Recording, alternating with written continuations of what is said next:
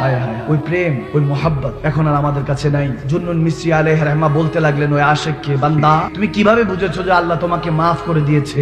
আমার নবীর হাদিস পড়তে লাগলেন ইমাম জুন্নুন মিসরি, তখন বলতে লাগলেন আমার পেয়ারা নবী বলতেছেন, যদি বুঝো যে আল্লাহ তোমার উপর নারাজ না রাজি, তুমি শুধু নিজের দিকে, নিজের দিলের দিকে তাকাও, এক লফজে কথা শেষ, এক ওয়ার্ডে সেন্টেন্সে কথা শেষ।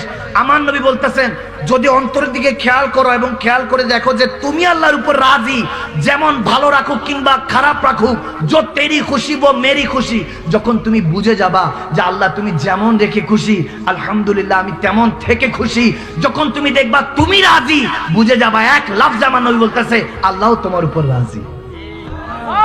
সুবহানাল্লাহ কোন আরো জোরে পড়েন না, একটু মোহাব্বতে পড়েন না আলহামদুলিল্লাহ।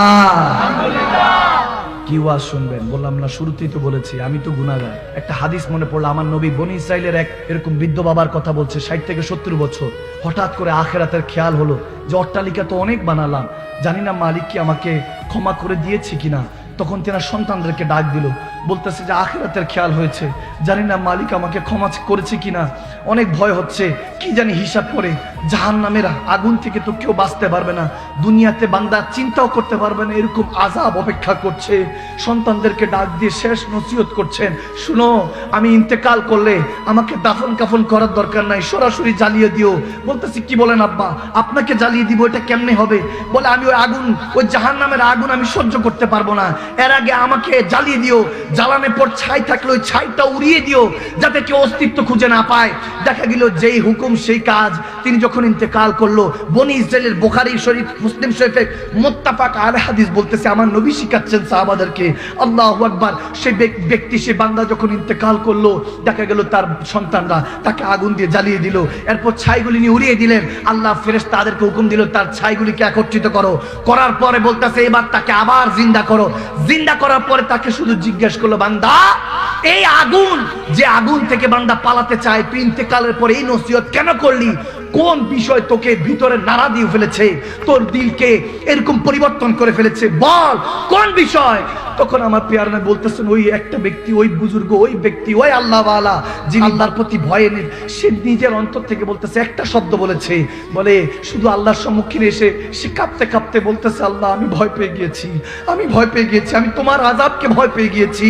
আল্লাহ বলতেছে এতটুকু, সে বলতে দেরি নাই, ফেরেশতাদেরকে ডাক দিয়ে বলে, যদি বান্দা এরকম তওবা করে যে সে নিজেকে আগুন দিয়ে পুড়িয়ে ছাই করে ফেলেছে, নিজেকে, নিজের অস্তিত্বকে ছাই করে ফেলেছে, আল্লাহর আমার আযাবকে ভয় করেছে, আমাকে ভয় করেছে না দেখে, বলে তার পিছনের সগীরা কবিরা সমস্ত গুনাহ খাতা মাফ করে তাকে জান্নাত হিসাবে দৃষ্টিভুক্ত করে নিবে। আল্লাহ সুবহানাল্লাহ, अल्लाहु अकबर। वो करीम है, वो करीम है, उठ बंदा क्यों डरता है, फिर देख खुदा क्या करता है। একটু একটা নিয়ত করে, খাস নিয়ত করে উঠতে হবে। আপনি যখন ওই নিয়ত করে উঠবেন, ইন্নামা আমালু বিনিয়াত, ওই নিয়তের উপর বরকত হয়ে যাবে। আমরাও জিন্দেগি পার করছি, আপনারাও পার করছেন, আপনাদেরটার মধ্যে পেরেশানি, দুর্দশা, হতাশা যাচ্ছে না কেন? কারণ আপনার পিপাসা লেগেছে, আপনি টিউবওয়েলকে ডাকতে রাখলেন, এটা হবে না। আপনার পিপাসা লেগেছে, টিউবওয়েলের কাছে আপনাকে যেতে হবে। হ্যাঁ, তৃষ্ণার্তদের পিপাসা লাগে, কিন্তু মাঝে মাঝে পানিরও তৃষ্ণার্তদের পিপাসা লাগে, পানিরও পিপাসা লাগে। পানি তালাশ করে ওই তৃষ্ণার্তদের, যখন ওই তৃষ্ণার্তরা পেয়ে যায়, ওই পানিকে যেমন খুশি হয়, পানিও তৃষ্ণার্তদেরকে পেয়ে অতটুকুই খুশি হয়। সুবহানাল্লাহ। আপনি আল্লাহকে যখন ভালোবাসেন, ভালোবাসার রং আপনি কেমন বুঝতে চান? এক দিল্লির মধ্যে এক আল্লাহওয়ালা, এক প্রস্টিটিউট নারী, খারাপ নারী হেঁটে যাচ্ছে, তার দিকে বলতেছে, এই নারী, এ খাতুন, শানা হও, কি দুনিয়াদারির মধ্যে আছো, গুনাহ খাতা ছাড়ো, আল্লাহ রাসূলের দ্বীন ধরো।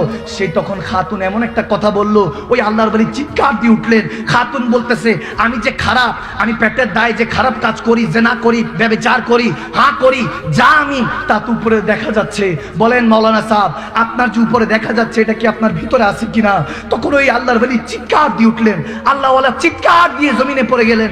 সবাই এসে বলতেছে, হুজুর কেন, কি কোনো সুফি কালাম শুনেছেন, নাতে রাসূল হামদে বাড়ি তালা শুনেছেন, যে রাক্স হয়ে আসলো, আপনার অন্তরটা রাক্স উঠে আসলো, যে আপনি হালাত হারিয়ে ফেললেন, হুশ হারিয়ে ফেললেন? বলে না না, ওই খাতুন আমাকে এমন এক কথা শুনিয়ে দিয়ে গিয়েছে যে আমার ভিতরে যা বাইরে তা কিনা, যে আমি যে বাইরে দেখা যাচ্ছে এত বড় হুজুর আল্লামা, ভিতরে কি সত্যি তা কিনা। তখন আমার ওই অন্তর খফ জাদা হয়ে গেল যে আল্লাহ যখন পাকড়াও করবে আমার কি হবে, আমাদের কি হবে। আমি টাকার মালিক, 1000 কোটি টাকার মালিক, তাহলে চিন্তা করতে থাকি মনে হয় ভালো হালাল পথে ইনকাম করে নাই। অথচ আব্দুর রহমান বিন আউফ রাদিয়াল্লাহু তাআলা যিনি ইন্তেকালের 40 দিন, কেউ বলেছেন 400 দিন, কেউ বলেছেন 1 বছর, তেনার ঘর থেকে শুধু স্বর্ণই বের করেছে, স্বর্ণই বের করেছে কোদাল দিয়ে দিয়ে। আশারায়ে মুবাশশারার কথা বলতেছি, জান্নাতি সুসংবাদ প্রাপ্ত। এত কোটিপতি যদি জান্নাতি সুসংবাদ প্রাপ্ত হয়, বোঝা যায় টাকায় সমস্যা ছিল না, সমস্যা বান্দা আপনার দিলের মধ্যে ছিল, আপনার অবস্থানে ছিল, ঠিক না? ওই অবস্থা যখন থেকে পরিবর্তন না করতে পারবেন, আপনি যত রকমই হন না কোনো কাজ আসবে না। আমরা আলেমে দিনরা মনে করছি যে ওই অমুকের টাকা আছে, তার মানে অমুক মনে হয় হালাল অর্থে ইনকাম করেন নাই। কেন খারাপ চিন্তা করছেন? মুসলমান জেহানের মধ্যে, খেয়ালের মধ্যে অপর মুসলমান থেকে নিরাপদ না, তাহলে কেমনে হবে? সবাই দলিল নিয়ে ব্যস্ত, স্ত্রী স্বামী সবাই দলিল নিয়ে ব্যস্ত। স্বামী দলিল দেয়, তুমি শোনো নাই আল্লাহ বলেছেন যদি আল্লাহর পরে কাউকে সেজদা দেওয়ার কথা হতো তাহলে স্বামীদেরকে সেজদা দিত, স্বামীরা এই দলিল। স্ত্রী বলে আপনি শুনেন নাই যে যদি কোনো পুরুষ জান্নাতি পুরুষ শুনতে চাও, সে তার স্ত্রীর হক আদায় করে ছাড়বে, সে স্ত্রীর হক ভালোবাসা এমন ভাবে আদায় করবে যে সে জান্নাতি হয়ে যাবে। সেই হাদিস, সবাই হাদিস নিয়ে ব্যস্ত।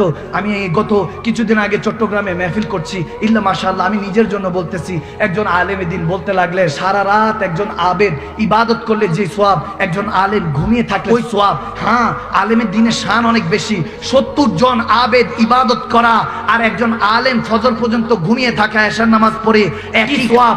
আলেমের দিনদেরকে আল্লাহ এতটা সম্মানিত করেছেন, ওটা আমিও মানি। কিন্তু বান্দা ওই ইবাদত আপনি বলতেছেন, তো আব্দুল কাদের জিলানীও তো একজন আবেদ ছিলেন, সারা রাত তিনি জেগে থাকতেন।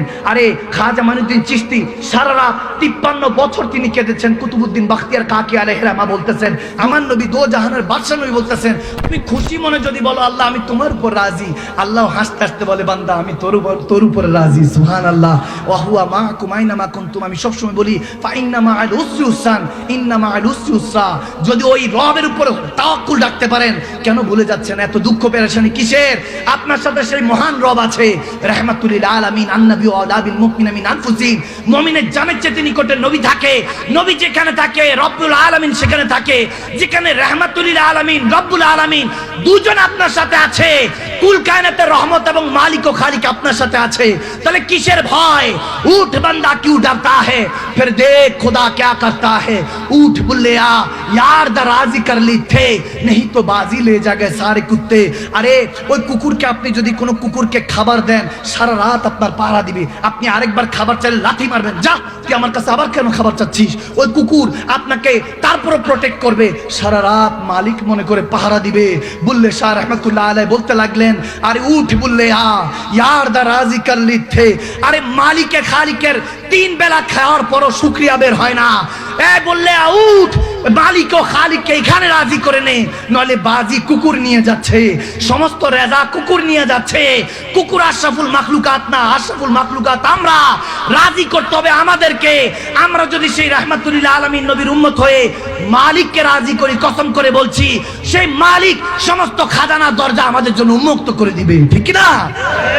আমার নবী বলেছেন এমন জামানা আসবে, এমন জামানা আসবে যে বুঝবা আল্লাহ তোমার উপর নারাজ, জালেম বাদশা তোমার জন্য নিযুক্ত করবে। 2টা সিম্পটম আমার পেয়ারা নবী বলে দিয়ে গিয়েছেন, 2টা সিম্পটম। একটা হলো তোমরা দেখবা যে অতি অল্প বয়সে ইন্তেকাল হচ্ছে, কোনো কিছু ছাড়াই, না জানা ছাড়াই হঠাৎ করে কেউ মারা যাচ্ছে। বলবে যে কেন মেরেছি আমরা নিজেরাও জানি না। বলবে যে অল্প বয়সে মৃত্যু দেখবা, অকালে মৃত্যু। আর দ্বিতীয়ত হলো এমন রোগ দেখবা যেটার কোনো দাওয়া পাবা না, ওষুধ পাবা না। যেমন কিছুদিন আগে মহামারী করোনা গিয়েছে। তার মানে আমার নবী বলেছেন এই 2টা দেখলে বুঝবা সাইন অফ কিয়ামা, কিয়ামতের আলামত এগুলো, যে তোমার উপরে আল্লাহ নারাজ, ওই দেশের উপর নারাজ।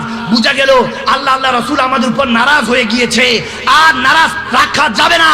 আল্লাহ রাসূলকে রাজি করার জন্য আবার ওয়াতাসুমু বিহাবলিল্লাহি জামিআ ওয়ালা তাফারাকু, বিশৃঙ্খলা ছেড়ে মুসলমানকে নবীর কদমে, নবীর পতাকা তলে এক কাতারে আসতে হবে, ঠিক না? আওয়াজ কমাইছে মানে না? আরো জোরে যুবকরা, আমার যুবকরা কোথায়? 2 হাত তুলে দিয়ে সে আল্লাহ রাসূলের পথে চলতে রাজি আছে কিনা? লাগলে রক্ত দিয়ে গোসল করলে বদল, লাগলে আরেকটা হবে, রাজি আছে কিনা বলো মুসলমান? আল্লাহ নারে রিসালাত, শাহেনশাহ মদিনা, পবিত্র সোহাদায়ে কারবালা। গর্জে উঠুক কারবালা। আলহামদুলিল্লাহ, আলহামদুলিল্লাহ বলি আলহামদুলিল্লাহ। তাওয়াক্কুল তো আল্লাহর রাসূল, আল্লাহর রাসূলের উপর ভরসা রাখেন। ইমাম আলী মাকাম, ইমাম জাইনুল আবেদিন রাখেন নামাজ পড়তেছে, হঠাৎ করে ঘরে আগুন লেগে গিয়েছে। আলী মাকাম জাইনুল আবেদিন ইমামে হোসাইনের বড় সাহেবজাদা, যিনি একমাত্র কারবালা থেকে একমাত্র পুরুষ যিনি ফেরত এসেছিলেন। সুবহানাল্লাহ। যেহেতু যদি আহলে বায়াতের কথা না বলি তাহলে হকুক আদায় হবে না। আজকে আমার কাছে কেউ একজন বলতেছে আবু বকর সিদ্দিক, হযরত ওমর রাদিয়াল্লাহু তাআলার কথা বলি, ওসমান গনির কথা বলি, তখন বলে যে হুজুর আলী মুর্তজা কাররামাল্লাহুল ওয়াজহুল কারীম, আপনি শের খোদা আলী আহলে বায়াতের কথা বলেন না কেন? আমি বললাম বলি, অবশ্যই বলি, তবে হ্যাঁ সাদাকাত, খেলাফত, বেলায়েত, সুজাত অর্থাৎ আবু বকর, ওমর, ওসমান সব কমপ্লিট করে তারপর বাবে রহমত আলীর দরওয়াজা পর্যন্ত যেতে হবে, কারণ আলী হলেন দরওয়াজা আর ওই শহরের মালিক হলেন আমার রাসূলুল্লাহ। ঠিক কি না? আমি জন্য বললাম আলী পর্যন্ত পৌঁছাবার আগে আবু বকর থেকে সত্যতা শিখে নাও, ওমর থেকে আদালত খেলাফত শিখে নাও, ওসমান থেকে আদব সুজাত শিখে নাও, এরপর আলীর কাছে যাও, দরজা খুলে দিবে, রাহমাতুল লিল আলামিন শহরে অপেক্ষা করছে তোমার জন্য। ঠিক কি না? তখন নবীকে বাবা, আল্লাহকে বাবা, দৌড়াই আলী পর্যন্ত যাইতে পারবা না তুমি, সবকিছুর হিসাব আছে। একজন হলো বাহারওয়ালা আর একজন হলো ঘরওয়ালা। আলী হলেন ঘরওয়ালা, এদিকে আবু বকর, ওমর, ওসমান ওনারা হলেন বাহারওয়ালা। বাহারওয়ালা থেকে শিখতে হবে কিভাবে ঘরওয়ালা পর্যন্ত পৌঁছানো যায়, এরপরে আলী থেকে শিখতে হবে কিভাবে রসুলকে রাজি করা যায়, এরপরে রসুল থেকে শিখতে হবে কিভাবে আল্লাহকে পাওয়া যায়। ঠিক কি না? একটা সিলসিলা আছে না, দাদা দাদি মানে না, নানা নানি মানে না, ধরেন মাই মানে না, তাহলে বাপ মাইনা লাভ আছে? একমাত্র আহলে সুন্নাত ওয়াল জামাত, একমাত্র আমরা যারা পরিপূর্ণভাবে সাহাবায়ে রাসূল, আহলে বায়াতে রাসূল, আমার পেয়ার নবীকে কসম করে বলছি, নারায়ণগঞ্জবাসী, ঢাকাবাসী, যদি ঘরবার ছুটে যায় ছুটে যাক। এখন যেটা বলছি এটা মৃত্যুর আগ পর্যন্ত ভুলবেন না। যদি ঘরবার ছুটে যায় ছুটে যাক, কারবার ছুটে যায় ছুটে যাক, চাকরি ব্যবসায় আগুন লেগে গেছে লেগে যাক, সব ছেড়ে যান, কিন্তু ওলি আল্লাহদের যে আকীদা আমাদেরকে দেওয়া হয়েছে, মরে যায়েন, তারপর আল্লাহর ওলিদের আকীদা ছাড়া যাবে না, আদব মোহাব্বত ছাড়া যাবে না, আমার নবীর দামান ছাড়া যাবে না, আহলে বায়াতের দামান কখনো ছাড়া যাবে মরে যায়েন, তারপর এটা ছেড়েন না। কারণ এই সমস্ত কিছুর মধ্যে আকিমুস সালাত আলা যিকরি, শেষ আল্লাহর সেজদা লুকাইতো, আল্লাহর ইবাদত লুকাইতো। আমার আল্লাহ বলেন কিয়ামতের আগ পর্যন্ত যে দাঁড়িয়ে থাকবে, ওই বান্দার সেজদা যতক্ষণ থাকবে, ওই মুমিনের কারণে আসমান জমিন দাঁড়িয়ে থাকবে। ওই মুমিন অর্থাৎ ওই নামাজি, ওই নবী প্রেমিকটা যখন ইন্তেকাল করবে, আমি দুনিয়া কিয়ামত সংগঠিত করে দিব, ইসরাফিল আলাইহিস সালাম ফুৎকার দিয়ে দিবেন, তখন আমার আল্লাহ বলতেছেন ওই সময়ও সালাত জারি থাকবে। এতক্ষণ দুনিয়াতে যেটা ছিল এটাকে নামাজ বলা হয়েছে, আর আমি রব যেটা ইন্নাল্লাহু ওয়া মালাইকাতাহু ইউসাল্লুনা আলান নবী, আমার নবীর উপর যে সালাত পড়ি সেটাকে দুরূদ বলা হয়। রব পড়লে দুরূদ, বান্দা পড়লে সিজদা। এখনো বুঝো নাই? যেটা আমার নবী করে সেটা আল্লাহ করে। আল্লাহ পড়লে দুরূদ হয়, ভালোবাসা হয়, বান্দা পড়লে সেটা ইবাদত হয়, সিজদা হয়। ঠিক কি না? প্রত্যেক নামাজ মাহফিলে জিকরে মুস্তাফা। সুবহানাল্লাহ। 5 ওয়াক্ত নামাজ মাহফিলে জিকরে মুস্তাফা। ওই 5 ওয়াক্ত নামাজই হলো আমরা যে মাহফিল করি, নবীর নামে মাহফিল, মিলাদে মুস্তাফা, জিকরে মুস্তাফা।